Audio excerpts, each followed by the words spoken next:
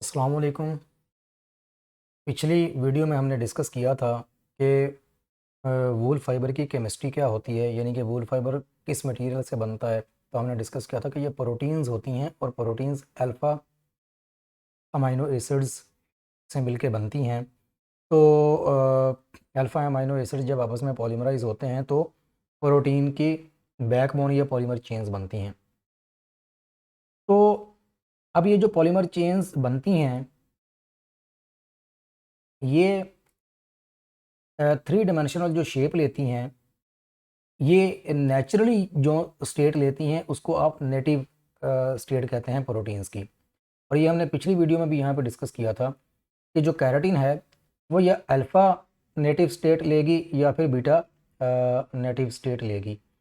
तो फिर native state को हम आप डिफ़ाइन कैसे करेंगे? नेटिव स्टेट को आप डिफ़ाइन करेंगे कि protein molecule chains fold themselves into 3D unique 3D structure. जब जो पॉलीमेरिक चेन होती है प्रोटीन की, वो अपने आप को यूनिक थ्री डायमेंशनल जो अरेंजमेंट वो लेती है, थ्री डायमेंशनल जो शेप लेती है, वो ये कि उसमें वो अपने आप को फोल्ड करती है, फोल्डेड फॉर्म में आती है, यानी कि हेलिकल फॉर्म में। तो the shape into which a protein folds itself naturally is known as its native state. कि वो वाली शेप जिसमें कोई प्रोटीन का मॉलिक्यूल अपने आप को नेचुरली फोल्ड करे, वो इसकी नेटिव स्टेट कहलाएगी। तो अगर हम कैराटिन की बात करें तो कैराटिन अपने आप को दो तरह की वो शेप लेती है। एक को अल्फ़ा शेप कहते हैं, एक को बीटा शेप कहते हैं। तो एक है जो जो अल्फ़ा शेप होती है, उसमें जो पॉलीमर की चेन है वो हेलिकल फॉर्म में फोल्ड होती है, यानी हेलिकल कन्फॉर्मेशन लेती है। तो इसलिए उसको अल्फ़ा हेलिक्स कह देते हैं, हेलिकल कन्फॉर्मेशन से हेलिक्स। तो एक है उसकी अल्फ़ा हेलिक्स कन्फॉर्मेशन और दूसरी है बीटा शीट। तो जो बीटा शीट है, इसको बीटा शीट इसलिए कहते हैं कि इसमें पॉलीमर चेन्स एक्सटेंडेड होती हैं, फोल्डेड नहीं होती। तो एक यानी कि फिर कन्फॉर्मेशन ऐसी है जिसमें पॉली जो केराटिन का पॉलीमर है वो एक्सटेंडेड फॉर्म में होता है, और दूसरा वो वाली स्टेट है जिसमें कि ये हेलिकल फॉर्म में होता है। और ये दो स्टेट हैं फिर नेटिव स्टेट्स हैं जो प्रोटीन का मॉलिक्यूल या केराटिन लेता है। तो इसमें जो अल्फ़ा हेलिक्स है वो वूल का फाइबर, उसमें जो प्रोटीन होती है, केराटिन होती है, वो अल्फ़ा हेलिक्स कन्फॉर्मेशन में होती है। और जो बाकी हमने दूसरे मॉलिक्यूल पढ़ी थी चीज़ें, जैसे नेल्स हो गए, हमारे भी नाखून, जानवरों के हॉर्न्स हो गए, या फिर परिंदों के पर हो गए, फीदर्स, ये सारे भी प्रोटीन से बनते हैं। लेकिन ये वाली प्रोटीन बीटा कैरोटीन होती है, और बीटा कैरोटीन में जो पॉलीमेरिक चेन्स हैं वो एक्सटेंडेड फॉर्म में होती हैं, वो हेलिकल कन्फॉर्मेशन में नहीं होती। तो यही पॉलीमेरिक चेन्स हैं, लेकिन ये इस अंदाज में नहीं होती, ये तो पेपर पे ड्रा की गई हैं for the sake of simplicity. ये जब पॉलीमर पॉलीमराइजेशन होगी, पॉलीमर बनेगा, तो ये जो नेचुरल स्टेट में आएंगी तो वो इस तरह की हेलिकल कन्फॉर्मेशन होगी। इसको आप कहते हैं कि ये नेटिव स्टेट है। तो अगर आप प्रोटीन के स्ट्रक्चर की बात करें तो four different aspects of protein structures can be distinguished, जिसमें एक प्राइमरी स्ट्रक्चर होता है। ये प्राइमरी स्ट्रक्चर कौन सा है? कि the amino acid sequence in the chain. कि सिंपल ये एक चेन है पॉलीमर की, इसमें अमाइनो एसिड की सीक्वेंस क्या है, अगर सिर्फ इस हद तक देखना हो तो इसको आप कहते हैं ये प्राइमरी स्ट्रक्चर है। फिर repeating structures of proteins stabilized by hydrogen bonds, for example alpha helix and beta sheet. फिर अमाइनो एसिड की सीक्वेंस के बाद अगला मरहला है कि ये जो रिपीटिंग स्ट्रक्चर्स हैं प्रोटीन के, इनको अगर हाइड्रोजन बॉन्डिंग से स्टेबलाइज कर दिया जाए, जैसे ये एक हाइड्रोजन है और ये इधर पे ये एक ऑक्सीजन है, इसमें ये हाइड्रोजन बॉन्डिंग हुई, इसी तरीके से ये हाइड्रोजन बॉन्डिंग थ्रू आउट आप इस अल्फ़ा हेलिक्स कन्फॉर्मेशन में देख सकते हैं। दैट मीन्स कि ये जो अल्फ़ा हेलिक्स स्ट्रक्चर है ये स्टेबलाइज्ड है थ्रू हाइड्रोजन बॉन्डिंग। तो फिर ये सेकेंडरी स्ट्रक्चर है इसका। प्राइमरी सिंपल सीक्वेंस ऑफ के चेन के अंदर जी अमाइनो एसिड किस अंदाज में जुड़े हुए हैं। और सेकेंडरी स्ट्रक्चर ये है कि वो जो थ्री डायमेंशनल शेप ली है which is stabilized by hydrogen bonding, वो कौन सी है। तो इसमें अल्फ़ा हेलिक्स और बीटा शीट, इस स्ट्रक्चर की अगर बात करें तो ये सेकेंडरी स्ट्रक्चर है। फिर टर्शरी स्ट्रक्चर्स के special relationship in secondary structures, ये जो सेकेंडरी स्ट्रक्चर्स हैं ये एक नज़र आ रहा है, तो जो मुख्तलिफ आपस में इनका जो इंटरेक्शन होगा वो टर्शरी स्ट्रक्चर बनाएगा। 3D arrangement of atoms in a single polypeptide chain, तो 3D arrangement of atoms in a single polypeptide chain, ये पॉलीपेप्टाइड चेन जिसमें कि हाइड्रोजन बॉन्ड्स हों, डाइसल्फाइड बॉन्ड जो अभी हमने देखे, इलेक्ट्रोस्टैटिक साल्ट ब्रिजेस, ये जो पिछली स्लाइड में हमने इलेक्ट्रोस्टैटिक साल्ट ब्रिजेस थे कि इधर ये साल्ट ब्रिजेस हैं। तो और हाइड्रोफोबिक कोर, और हाइड्रोफोबिक जो कोर बनती है कि इस तरह की कन्फर्मेशन में जो हाइड्रोफोबिक एंड्स होते हैं वो, अगर ये हेलिकल कन्फर्मेशन बनी है या एक यूनिट दूसरे यूनिट के करीब आ रहा है, तो इन यूनिट्स के जो हाइड्रोफोबिक एंड्स होते हैं वो आपस में क्लस्टर होते हैं। तो फिर जब वो एक साइड पे जाके क्लस्टर हो जाते हैं तो इनके दरमियान में एक वो दरमियान में सेंटर में अगर हों तो वो एक हाइड्रोफोबिक कोर बन जाती है। तो उस स्ट्रक्चर को हम कहेंगे टर्शरी स्ट्रक्चर। इस टर्शरी स्ट्रक्चर के बाद एक क्वाटरनरी स्ट्रक्चर होता है कि ऐसा structure which results from interaction of more than one protein molecule chains, के एक से ज़्यादा प्रोटीन मॉलिक्यूल चेन्स का जो आपस में इंटरेक्शन होता है उसके नतीजे में क्वाटरनरी स्ट्रक्चर बनता है। And act as larger protein complex और असम्बली, के जो एक कहते हैं कि प्रोटीन्स जो हैं वो कम्प्लेक्स मॉलिक्यूल्स होते हैं, तो वो जो एक बड़ा कम्प्लेक्स मॉलिक्यूल बनता है उस स्ट्रक्चर को आप क्वाटरनरी स्ट्रक्चर कहते हैं, जिसमें कि मिसाल के तौर पे ये एक स्ट्रक्चरल यूनिट है जिसको आप मोनोमर कहेंगे। दो इस तरह के स्ट्रक्चरल यूनिट्स, ये वो वाला मोनोमर नहीं है जो कि जिस तरीके से अल्फ़ा या एक अमाइनो एसिड एक मोनोमर था जिसने पॉलीमराइज होकर प्रोटीन मॉलिक्यूल दिया। ये बेसिकली एक वो बुनियादी सब यूनिट, एक स्ट्रक्चर जो कि आपस में मिल के फिर बड़ा एक कॉम्प्लेक्स प्रोटीन का स्ट्रक्चर बनाते हैं, ये उसका यूनिट है। तो वो ये इसको आप मोनोमर कहेंगे। अगर दो इस तरह के यूनिट मिल जाएँ तो उसको आप डाइमर कहेंगे, चार मिल जाए तो उसको आप टेट्रामर कहेंगे। तो this is the arrangement of polypeptide chains, के पॉलीपेप्टाइड जो चेन्स हैं उनकी आपस में अरेंजमेंट है। This is the arrangement of polypeptide chains into a non covalently bonded aggregation, तो ये नॉन कोवेलेंटली बॉन्डेड एग्रीगेशन है। इसमें तो यहाँ तो आप देख रहे हैं ना कि कोवेलेंट लिंकेजेस भी हैं और दूसरे मुख्तलिफ तरह के इंटरेक्शंस हैं एक चेन के दूसरी चेन्स के साथ। तो यहाँ पे ये जो क्वाटरनरी स्ट्रक्चर है इसमें non covalently bonded polypeptide chains होती हैं। The major factor stabilizing quaternary structure is the hydrophobic effect which is due to the tendency of non polar groups to cluster together. अब ये जो सब यूनिट्स हैं इनके भी जो साइड चेन्स हैं जिनमें के हाइड्रोफोबिक एंड्स होंगे, हाइड्रोफोबिक साइड चेन्स होंगी, वो जब आपस में क्लस्टर करेंगी इस तरह के यूनिट्स में तो वो सेंटर में आके एक सेंट्रल कोर बनाएंगी जिसमें सारे हाइड्रोफोबिक एंड्स होंगे। तो वो फिर एक जो कोर है वो हाइड्रोफोबिक करैक्टर ले लेती है, उसको आप हाइड्रोफोबिक कोर कहते हैं। इसके बाद वूल के स्ट्रक्चर की, वूल फाइबर के स्ट्रक्चर की अगर बात करें तो यहाँ पे आपको वूल फाइबर का एक क्रॉस सेक्शन भी नज़र आ रहा है और उसका स्ट्रक्चर के डिफरेंट पार्ट्स भी आइडेंटिफाई किए गए हैं। एक तो इसका अगर वूल फाइबर का क्रॉस सेक्शन अगर आप देखें तो ये तकरीबन नियरली सर्कुलर है, और फिर इसके स्ट्रक्चर का दूसरा इसकी सरफेस अगर आप माइक्रोस्कोप में देखें तो इसकी वूल के सरफेस के ऊपर आपको ये जो स्केल्स नज़र आ रहे हैं, ये जिस तरीके से एक फ़िश की सरफेस के ऊपर चाने होते हैं वो वैसे ये स्केल्स होते हैं, वैसे स्केल आपको वूल की सरफेस के ऊपर नज़र आ रहे हैं और ये सारे एक डायरेक्शन में ओरिएंटेड हैं। तो इसका सरफेस की अपीयरेंस ऐसी होती है, क्रॉस सेक्शन ऐसा होता है, और अगर इसको थोड़ा सा डिटेल में देखें तो इसके स्ट्रक्चर के डिफरेंट पार्ट्स यहाँ पे आपको नज़र आ रहे हैं। इसमें क्या है कि सबसे पहले आउटर मेम्ब्रेन है आपकी, the outer layer epicuticle of the wool fibre is no protein water repellent layer like a wax covering. तो जो सबसे ऊपर वाली लेयर होती है ना, सबसे ऊपर वाली, वूल फाइबर प्रोटीन होता है, लेकिन जो इसका सबसे ऊपर एक हल्की सी बारीक सी झिल्ली या लेयर होती है वो प्रोटीन नहीं होती, वो एक वैक्स की कवरिंग होती है। और इस वैक्स की कवरिंग की वजह से ये जो वैक्स की कवरिंग है ये इस फाइबर को, प्रोटीन के फाइबर को या वूल को हाइड्रोफोबिक करैक्टर दे देता है कि इनिशियली वूल का फाइबर जो है वो it acts like a hydrophobic fibre, Aldous कि इसकी मॉइस्चर रीगेन, पानी जज़्ब करने की इस्तात जो है वो कॉटन से भी ज़्यादा है, लेकिन ये इस लेयर की वजह से initially as a water repellent fibre behave करता है। This layer is easily damage during mechanical processing increasing fibre wettability. लेकिन ये लेयर जो है ये इजीली फाइबर की प्रोसेसिंग के दौरान डैमेज हो जाती है, इसको रिमूव भी किया जा सकता है। तो इस लेयर की मौजूदगी में फाइबर हाइड्रोफोबिक है, लेकिन जब ये डैमेज हो जाए लेयर तो फिर ये हाइड्रोफिलिक है। वैसे ये लेयर भी परमिएबल होती है। This layer is easily wool fibre has scales on surface, ये स्केल्स यहाँ पे नज़र आ रहे हैं। और cortex is bulk of the fibre. अब इसके बाद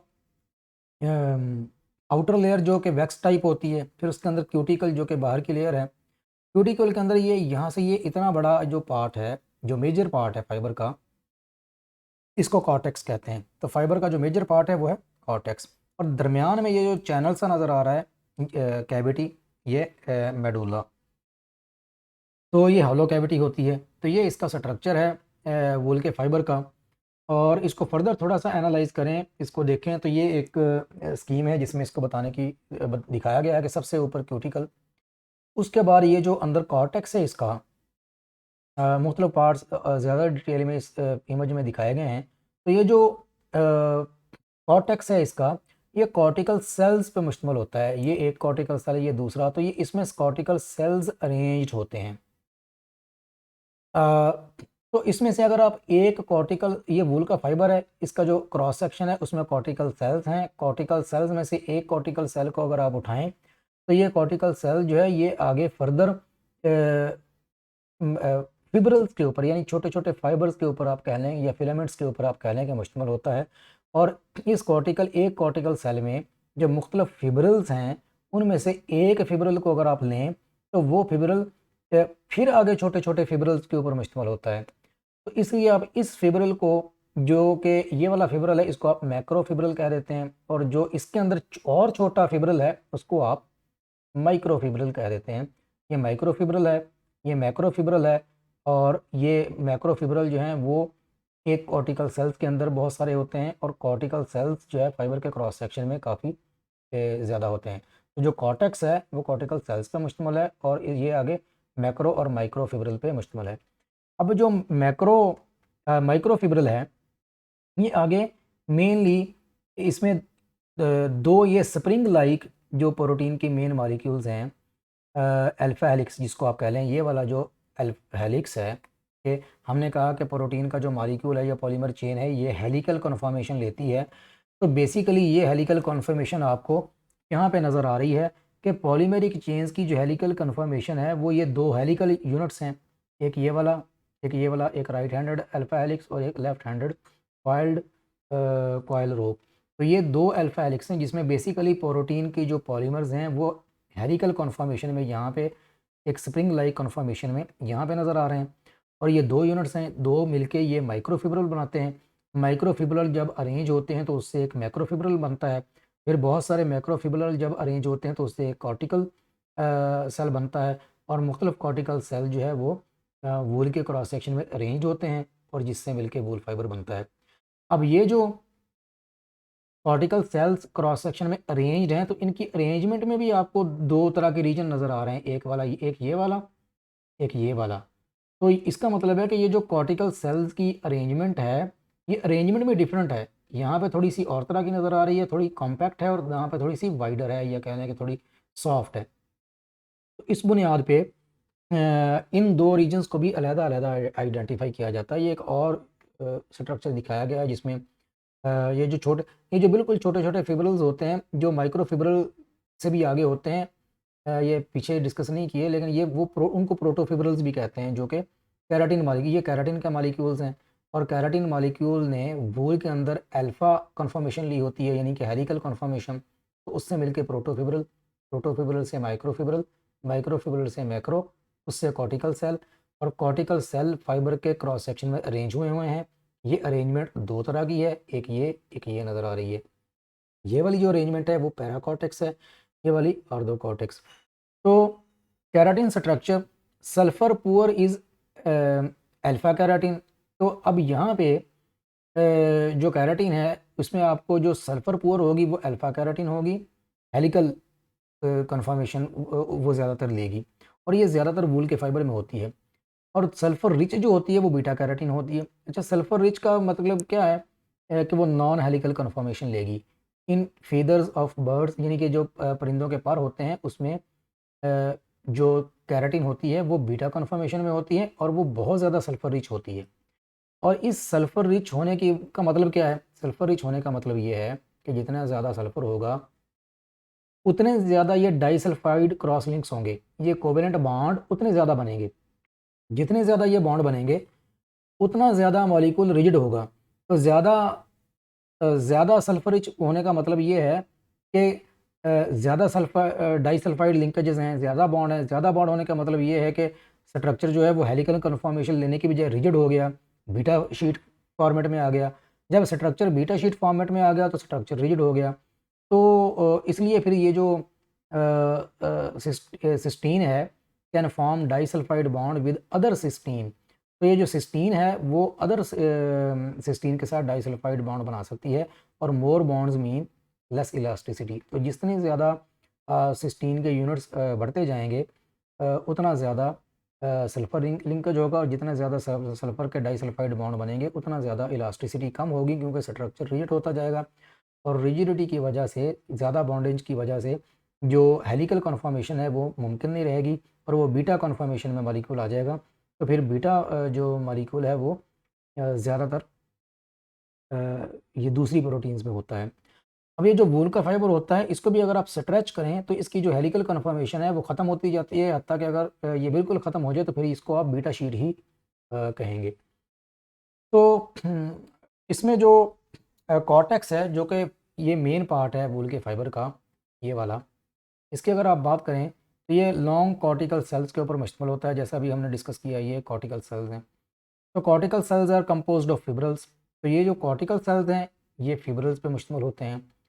तो fibrils consist of even smaller micro fibrils. तो ये इवन माइक्रो फिब्रल, इनके अंदर इवन स्मॉलर फिब्रल्स होते हैं। Both lie parallel to fibre axis. अब ये माइक्रो फिब्रल हों या मैक्रो, ये फाइबर एक्सिस के पैरेलल ही लाई करते हैं। तो cortex cells are of two types. अब कॉर्टेक्स सेल्स जो हैं ये दो तरह के यहाँ पे नज़र आ रहे हैं, एक ये और एक ये। एक को आप ऑर्थो कॉर्टेक्स कहते हैं और एक को para cortex. Ortho and para cortex differ in arrangement of constituents fibrils. अब ये इन दोनों में फ़र्क क्या होता है? फ़र्क ये होता है कि जो इनके कॉन्स्टिट्यूएंट फिब्रल्स होते हैं उनकी अरेंजमेंट डिफरेंट होती है। डिफरेंट अरेंजमेंट होने की वजह से इनकी जो शक्ल है, अपीयरेंस है, वो डिफरेंट नज़र आती है। तो ये जो ऑर्थो कॉर्टेक्स होता है ये थोड़ा सॉफ्ट होता है, ये हेलिकल कन्फॉर्मेशन में ज़्यादा होता है। तो जो दूसरा होता है वो थोड़ा उसमें हेलिकल कन्फॉर्मेशन थोड़ी कम होती है। तो ortho and para cortex differ in arrangement of constituents fibrils. In merino wool ortho and para cortex form two half portions lying side by side. अच्छा, हमने कहा था कि जो सबसे अच्छी वूल है, फाइन वूल है, वो मेरिनो वूल है। तो मेरिनो वूल में ये जो ऑर्थो और पैरा की जो अरेंजमेंट है ये half of the fibre cross section ortho cross section होता है और हाफ जो है वो पैरा होता है। इस वजह से ये भी मेरिनो वूल, ये वाला स्ट्रक्चर भी मेरिनो वूल की प्रॉपर्टीज़ में बहुत रोल प्ले करता है। क्योंकि प्रोटीन के जो मुख्तलिफ कैराटीन मालिक्यूल्स होते हैं उनमें इनकी जो अरेंजमेंट है वो डिफरेंट हो सकती है। तो जो मेरिनो वूल है उसमें ये है कि आधा जो वूल फाइबर है वो अल्फ़ा होता है और आधा आधा जो है वो आर्दो होता है और आधा पैरा। तो यहाँ पे ये आर्दो और पैरा क्रॉस सेक्शन का real time image transmission electron microscopy का इमेज यहाँ पे दिखाया गया है। तो जो पैरा कॉर्टेक्स होती है it has higher levels of cysteine and higher cross linking.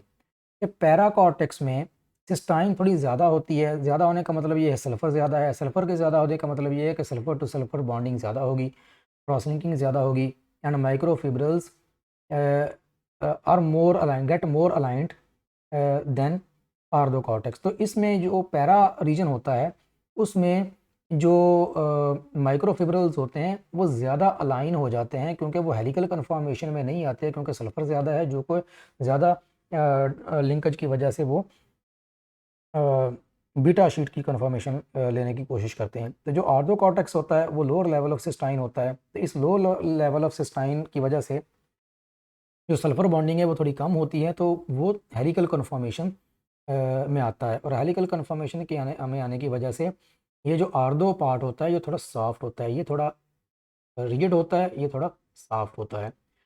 तो अब यही ये पॉइंट बड़ा अहम है कि ये जो एक आर्दो वाला पार्ट सॉफ्ट है, दूसरा पार्ट जो है वो पैरा वाला, आर्दो वाला सॉफ्ट है और पैरा वाला जो है वो थोड़ा हार्ड होता है।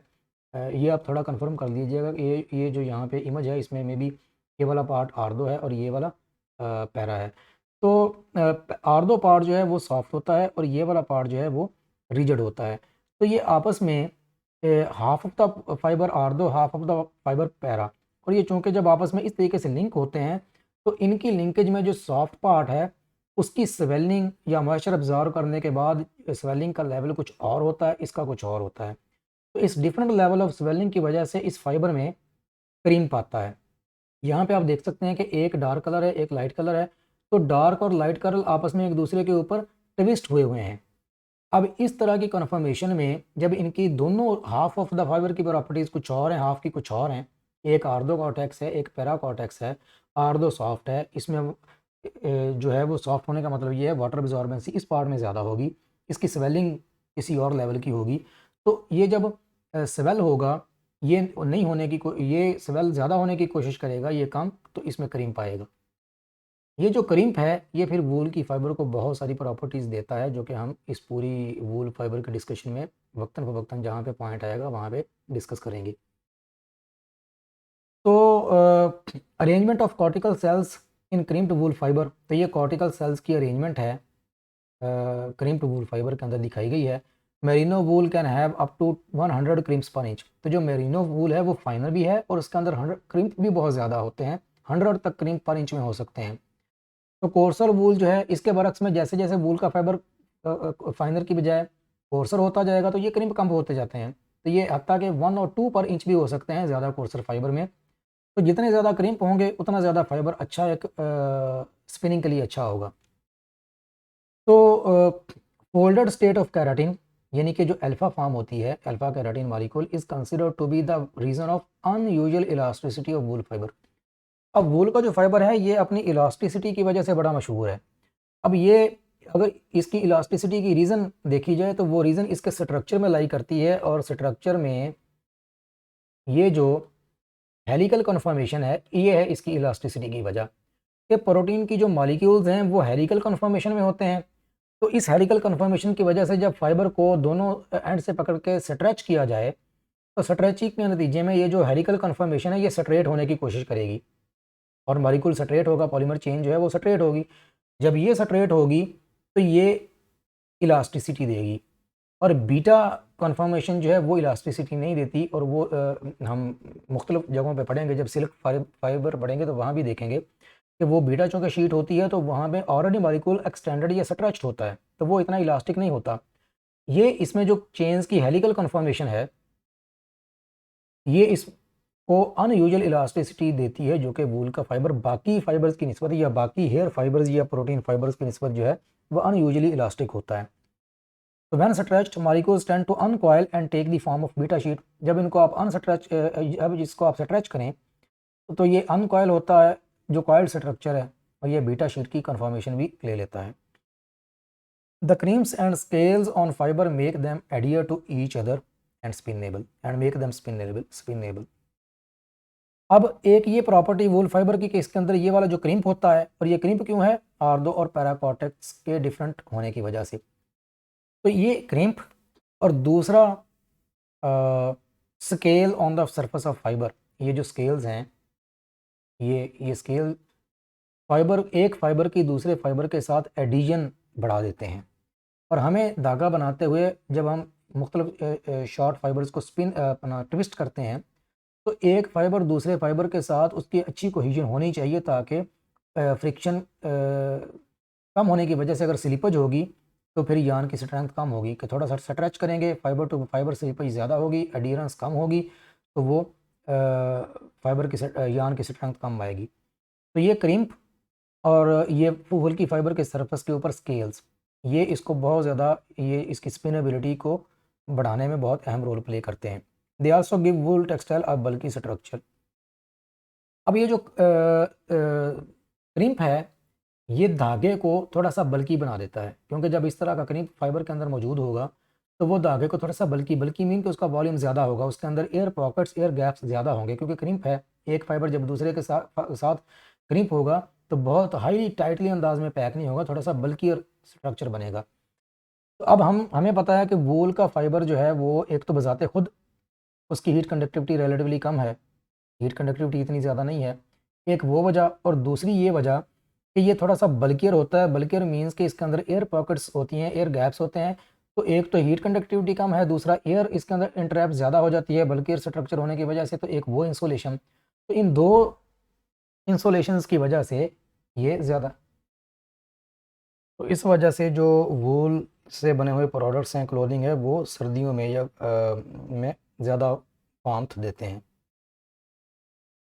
तो अगर एलिमेंटल कंपोजिशन की बात करें तो वूल के फाइबर में कि ये एलिमेंटल कंपोजिशन दी गई है कि कार्बन 50% तक होती है, ऑक्सीजन 22 to 25%, और नाइट्रोजन जो है वो 16 से 17, हाइड्रोजन 7 और सल्फ़र 3 से 4% में पाई जाती है। तो इसके बाद अगर इसकी वूल के अंदर जो बाकी चीज़ें होती हैं, उसमें एक सोइंट होती है composed of chlorides, sulphates, carbonates from urine, urine से होते हैं, या फिर alkaline salts of fatty acids from fats and sweat.